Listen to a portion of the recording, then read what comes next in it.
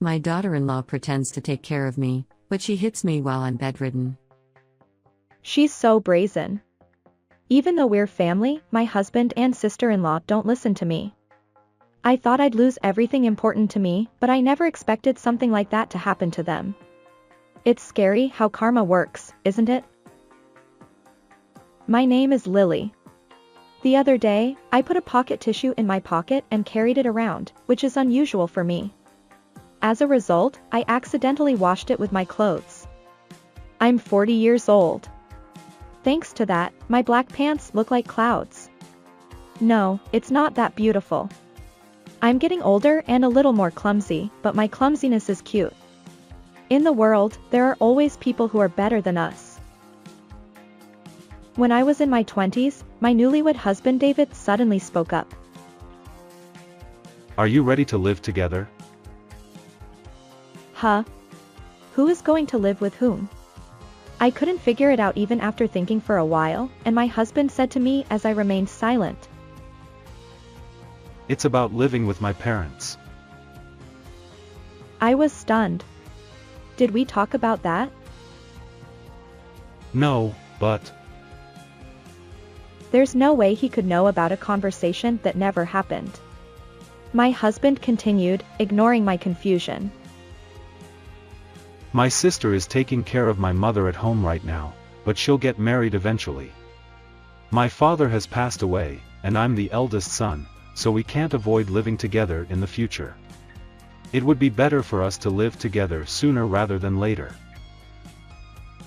It's true that I wasn't promised that we wouldn't live together when we got married. But does that mean he can just bring up something so important like it's nothing? We ended up living in an old house with his bedridden mother and sister. It didn't seem like a great property by any means, but it was time to renew our lease on the apartment we were living in. And so, my mother-in-law and sister-in-law Selena ended up living together in their family home. Around 2 weeks later, I was assigned to make lunch without realizing it. Oh, risotto for lunch today? I replied, yes. I thought it would be easy to eat. I hate risotto. Throw it away. Huh? She snorted and turned away. She said she hated risotto, but didn't she eat it when my sister-in-law made it the other day? Then I was asked to help move the wheelchair and was told that I was rough or scared because it was shaking. I don't remember moving it violently. My sister-in-law started a part-time job suddenly after we started living together. She must have intended to return to society by pushing me to take care of her from the beginning. Before we got married, my husband told me that we should retire from work because we had to prepare for marriage and wanted children in the future. I regret quitting my previous job. In short, I was deceived by this family from the beginning. They probably intended to make me a housewife and take care of their parents. Now I'm exhausted all day long by my mother-in-law's demands and more tired than when I was working. There is no room for having children like this. When I thought about consulting with my husband about my relationship with my mother-in-law, he took the initiative. Hey Lily, can't you be a little kinder to your mother? What do you mean? It's not like I'm being cold. My mother feels like you hate her. She's scared when you glare at her. After all, a mother-in-law is probably a nuisance to a new bride. I don't mean that at all. I want to get along with her. But my mother says she's scared of you. No matter how you feel, maybe you're not compromising enough. I didn't mean to stare at her when she said that any menu doesn't taste good or she hates this menu or anything like that during lunchtime. But honestly, I'm feeling down too. Maybe that showed on my face. Maybe it's your fault then. Don't make menus that your mother hates. I asked in advance about what menus she doesn't like, and when Selena made it before, she ate it properly. Maybe your seasoning is bad? When Selena made it before, she told me to throw away any menu that she ate when I made it without eating even one bite. It's not just a seasoning problem. Don't get angry. If my mother hates it, that's all there is to it. You have a problem. Reflect on yourself. Well, that's the end of this conversation. Get along with your mother. Saying that, my husband went to take a shower. When I think back on the words my husband said, it was as if I was the only one at fault. I was tired of it, so for the first time that day, I went back to the bedroom before my husband. I didn't want to see his face more than necessary. I tried my best. Since we were living together, I thought I would try a little harder to compromise with my mother-in-law and not think of her words and actions as bullying. However, my mother-in-law's words and actions gradually became worse. She would deliberately spill food and say things like, "Hurry up and wipe it off. You're slow," or "It's too bad to swallow." She even blew something that my mother-in-law had put in her mouth once onto my face. When reading books on caregiving, it seems that people with dementia are more likely to exhibit such aggressive behavior, but my mother-in-law was just weak in her legs and waist. To be honest, I don't think there is any need to take care of her so much. Of course, I have no experience or knowledge of caregiving at all. It's just a shallow knowledge that I learned after coming to this house.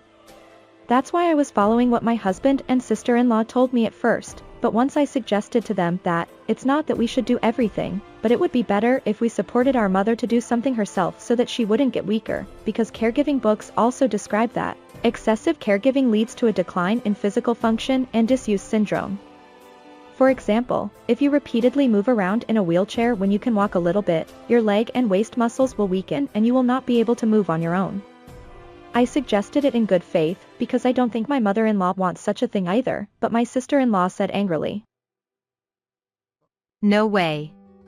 She's getting weaker day by day."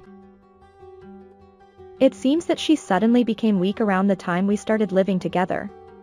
What nonsense. But there was no one on my side. She used to eat meals by herself before, but now she needs care, so understand her more. That's how he ended up scolding me too. Then you take care of her. Your mother-in-law will surely recover immediately, goes without saying what I thought. In short, my mother-in-law's bullying started before I came to this house. One day, the mother-in-law said, "It hurts." When I changed her diaper in the morning, she said that I had pulled her leg and scratched my face because of it. The area around my forehead and eyelids became hot and I felt that it was injured. To make matters worse, during that time, my mother-in-law threw her dirty diaper at me. It doesn't hurt just to remove the tape from the diaper. I immediately realized that it was just a false accusation. You really don't have any cuteness as a daughter-in-law. You should leave this house soon. David didn't need a wife like you. Finally, I understood why she hated me after hearing what my mother-in-law shouted. She just didn't want her son to get married. Looking back, my mother-in-law was happy when she saw my husband in a tuxedo at the wedding and said, "You look like your father." She may be superimposing her deceased husband on her son. It's not worth throwing dirty things away for taking away an important son. I didn't pull your leg, mother-in-law. I didn't even touch your leg. If you don't like me, you can ask Selena to take care of you instead. When I said that, my mother-in-law shouted, Oh no. You're blaming the elderly like that. You're just a stranger. You're not kind to me at all. You're a terrible daughter-in-law. "Didn't you scratch me first, mother-in-law?" My mother-in-law glared at me. If it were my usual self, I would have been a little scared of this look. But this time, no matter how I thought about it, my mother-in-law was wrong. I appreciate your words, but it's impossible for your body to hurt just by removing the tape from the diaper. I've been paying close attention so that it doesn't hurt because you said the same thing before. If it really hurts, maybe there's something wrong with your nerves? I think you should go to the hospital. What did you say? You're a terrible daughter-in-law. My mother-in-law pulled my hair and shook it back and forth. With strength that I couldn't believe came from someone bedridden, my forehead hit the edge of the bed many times. "It hurts. It hurts. Mother-in-law." My mother-in-law shouted. This. How about becoming a daughter-in-law like this? Have you decided to leave the house? Considering my mother-in-law's physical strength, it was probably only about 5 minutes at most, but it felt like 15 minutes. My head was shaken and hit many times over and over again, and when I was released, my vision was slightly distorted and flickering. Come on, change the diaper if you've reflected. Who would do that? I was annoyed and left it alone. As a result, she made a mess and the house was filled with a strange smell. So I reluctantly took care of my mother-in-law for my own sake. I thought as I watched my mother-in-law laugh arrogantly. That's fine. There is news that staff members sometimes hurt users in nursing care facilities, but I understand that feeling. If my mother-in-law doesn't like the fact that her son got married, she won't like me either. I was hoping that someday it would work out somewhere, but it was naive. Tonight, I will tell my husband again about what happened so far and request to dissolve our cohabitation. If he says no, there is a way to meet my mother-in-law's wishes. Maybe both my mother-in-law and I will be happy. That night, before I could talk to my husband, my mother-in-law called my sister-in-law, who had returned home earlier, my husband, and me. We all gathered in the living room, but I had a bad feeling. What's wrong? Can't you eat first? My husband also held my mother-in-law's hand and asked. What happened? Tell me anything. That daughter-in-law. That daughter-in-law. My sister-in-law and husband must have felt uncomfortable with my mother-in-law calling me by name and then calling me a daughter-in-law. The eyes of the two people looking at me were very cold. The daughter-in-law pretends to be a caregiver and hits me while I'm bedridden. Even if it hurts, she says it's because of caregiving. She doesn't understand because she's not a mother-in-law. I was shocked by her words. It was me who raised my hand first even though it hurt. Even if I said it hurt, she wouldn't stop saying, "You're an annoying daughter-in-law." Despite this, my mother-in-law cried like an actress, pointing at me as if she were the victim and said to my husband and sister-in-law, That daughter-in-law is scary. I'm done with her. "No, that's not true. I didn't do anything like that. Look at this wound on my forehead. It was scratched by my mother-in-law." That daughter-in-law did it herself. She's blaming me and wants to kick me out of here. So I'm going to talk to David and Selena right away. Will you believe me? Both of you? My mother-in-law shouted over my words, and my husband and sister-in-law remained silent. But looking at their faces, I knew the answer without asking. They looked at me like they were looking at something disgusting. I can't believe it. Doing something like that to mom is the worst. This marriage is a failure. That's right, brother. Why did you marry such a woman? Poor mother. I woke up now. When Mom said that Lily was being cold to her the other day, I should have broken up with this wicked wife. Sister-in-law agreed with her brother's words and eventually both of them began to condemn me, saying, "We don't need a wicked wife here, so get out." Oh, they agreed with me for the first time. I think so too. Even though we're newlyweds, if I say something like this, I might be told that I have no patience. But if I can't talk to my husband about it, I was thinking of getting a divorce. My love for my husband, which I thought would last a lifetime, is not just cold, but freezing like it was put in the freezer. Sure, I'm happy to. I'll agree to a divorce. "I'll give you back to your beloved mother," I declared, looking into my husband's eyes after I had come to terms with everything. My selfish husband seemed to dislike being dumped himself. Calm down. He said with a serious face, but I ignored him. As long as I had my valuables, I was fine. I put only my cell phone in the bag I always use. My wallet and bankbook were already in there, and I could get clothes and other things after leaving this house. I'll get out of this house as fast as possible, even if it's just for a second or a nanosecond. My head was completely overheated, so emotionally, I left the scene at a speed faster than light. After leaving my in-laws' house and walking a little, I thought I would live with my parents for a while and took out my cell phone to call them. Just then, my husband exclaimed. Oh no. When I turned around, smoke and fire were billowing out of my in-laws' house. The area around my mother-in-law's room was particularly bad. Oh well, I thought. It was no longer my problem, so I didn't care what happened to that house. But the situation was like a comedy, and I couldn't help but grin. My mother-in-law had even made an ending to the story. My husband, sister-in-law, and mother-in-law rushed out of the house in a panic. When they saw me, my husband shouted,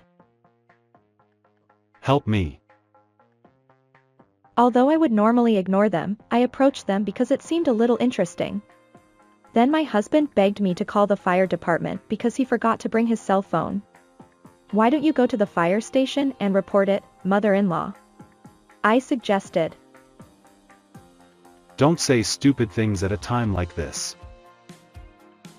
Well, I don't think it's impossible. Look, I said, pointing my finger. My husband and sister-in-law looked at the same place at the same time. Huh? Mother? Why? My mother-in-law, who was supposed to be bedridden due to weak legs and hips, was standing with her shoulders heaving and breathing heavily. After my mother-in-law's face briefly froze, she exclaimed. Ah. And her face turned pale. Mother-in-law, you can stand without a wheelchair or assistance now, I said. Did a miracle happen? What kind of miracle? You ran so well. Why don't you try participating in the senior division of a track and field competition? I suggested with a smile. In contrast to me, who was smiling, my family was speechless. It was terrible that my siblings rushed out of the house without even thinking about their mother, who was important to them. But if they were told that their bedridden mother had run away energetically, any guilt would disappear. It seemed that they had forgotten to call the fire department in their haste, but it looked like the neighbor who had come out in a hurry had already contacted them. I asked my family-in-law, what do you think the cause is? My husband also wondered. Why is that? Yes, the black smoke is coming from my bedridden mother-in-law's room, not the kitchen or anywhere else. There shouldn't be anything that would normally catch fire. It's probably your mother-in-law's cigarette. When we were called to talk, I went to assist her in her wheelchair and I could smell a faint cigarette odor in the room. What? She should have quit smoking since she became bedridden. Upon hearing my words, my siblings immediately looked at my mother-in-law. Hey, mother-in-law. Actually, you can walk, can't you? Well, today was the first time I saw you walking. You know, when Selena goes to the convenience store to buy cigarettes, she buys a carton of them and I thought they were running out too fast. So while cleaning up, I regularly checked Selena's shelf in her room and found that the cigarette box was decreasing even though Selena wasn't using them. That means... When we were alone in the house during the day, my mother-in-law and I noticed that the cigarette box, which had 7 cigarettes before I left, had only 6 left and there was a faint cigarette smell coming from my mother-in-law. She must have been stealing cigarettes when no one was around, probably long before we arrived. My mother-in-law's eyes swam when she heard this. Also, mother-in-law hated the smell of diapers and wanted to put strong air fresheners in the room. She was also concerned about bad breath due to aging and used mouth spray frequently. She also preferred hand creams with strong fragrances, I added. Upon hearing this, my husband and sister-in-law shouted in unison, "Get rid of the cigarette smell." They seemed to have given up, and my mother-in-law apologized while crying. While my family-in-law was amazed by my mother-in-law's behavior, I asked my husband, was her leg injury caused by a fracture? Weren't you worried? Yeah, they said she could walk again after it healed, but her legs suddenly got worse and worse. I thought she was getting old, so I increased my visits home. So she got a taste of it. Your mother-in-law loves you. If you hadn't taken her word for it and taken her to the hospital, she wouldn't have pretended to be bedridden. My mother-in-law neither denied nor affirmed my words and began to tremble. Seeing this, my siblings realized everything and shouted at my husband and sister-in-law, "You tricked us. While firefighters were desperately trying to put out the fire, my family-in-law continued to argue without worrying about people or the house. Although the house was only half burned down, the family relationship was completely destroyed. In the end, my mother-in-law was abandoned with the words, "Do whatever you want." After my husband learned everything, he apologized to me and said, "I want to start over." But I refused him clearly, saying, "I'm still angry that you didn't listen to me and blamed me for everything. I don't want to go back to how things were. After that, my husband and I divorced. My mother-in-law lost her home, and my husband was forcibly placed in a nursing home by his family with the words, "I'll give you a home for your last days." However, my siblings have never visited him, and he is effectively estranged from them. Other families of residents probably visit regularly, and it must be the most painful thing for my mother-in-law, who loved her son so much, to see that. It seems that the cause of the fire that day was indeed a cigarette. My mother-in-law was smoking in bed that day and panicked when my husband returned home. She put the cigarette in a bag as usual, disposed of it and hid it in a place where no one would see it while I was out. However, on that day, she had run out of bags. In a hurry, she threw the bag out of the window of her room without putting out the fire. It spread to nearby grass and trees, and as expected, it spread to the neighboring house as well. My mother-in-law was charged with arson and ordered to pay a fine. It's true that if you curse someone, you'll fall into the same hole. But my mother-in-law doesn't have the money to pay the fine. In addition, they were also sued for damages by their neighbor. My husband and sister-in-law had to shoulder all of these costs even though they didn't have their own home and were forced to throw away their property because of my mother-in-law. As a result, my husband moved to a cheap apartment, and my sister-in-law happened to have a dormitory at her part-time job, so she moved there. However, my husband's apartment, which he was very scared of, became an accident site after about 2 weeks of living there when an unidentified body was found from the second-floor room. My sister-in-law had been stalked by a 40-year-old single man who lived in the same dormitory before and had received police attention for it. He fell in love with her and followed her for several years even after she changed jobs. Although no one wished for anyone to be unhappy, everyone ended up unhappy. So I think it's important to care about people after all. They say that if you do something kind for someone, something kind will happen to you too. My husband and sister-in-law, who had been so unhappy, came to me once and talked about their own lives and asked me to lend them money, but of course I refused. We're divorced now, and we're strangers, so I can't help them. After my divorce, I decided to change jobs. I had been an office worker before, so I thought I would do the same this time, but it was difficult to get a job offer even for experienced people in popular fields. So I decided to change jobs to sales, and I have been working hard in sales ever since. It's a company that will promote women if they work hard, so there is a sense of accomplishment, and even though I was inexperienced, I am now a department manager. I was praised for doing such a great job even though I had no know-how when I joined the company as a mid-career hire and surpassed even people who joined the company as new graduates of the same age. Maybe it's because I learned how to deal with difficult people after my marriage. Even with people who everyone hates or is afraid of, there are times when I enjoy being involved with them. Maybe I've become more courageous. I'm done with marriage. But instead, I met a lot of nice people through work. On Friday nights, we go out drinking, and on weekends, we go out to play. Maybe I'm having more fun than when I was young. Many people lament being single, but it seems to suit me very well. At this point, I'll become the world's happiest single person. Oh. Am I not a single person because I'm surrounded by people? Well, as long as it's fun.